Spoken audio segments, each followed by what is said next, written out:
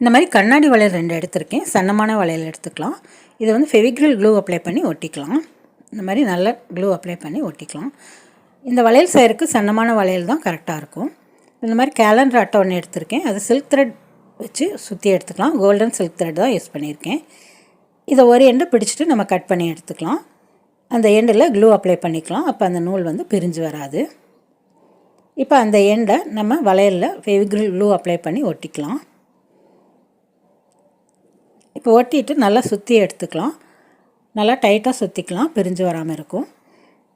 அங்கங்கே clue apply பண்ணி ஃபுல்லாக சுற்றி எடுத்துக்கலாம். இந்த மாதிரி சுற்றி எடுத்துட்டேன்.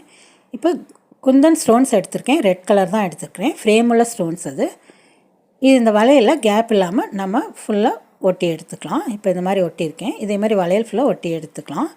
இப்போ வளையல் ஃபுல்லாக ஒட்டி எடுத்துகிட்டே பார்க்க கோல்டு வளையல் மாதிரியே இருக்கும். இந்த ஐடியா பிடிச்சா சப்ஸ்கிரைப் பண்ணுங்கள்.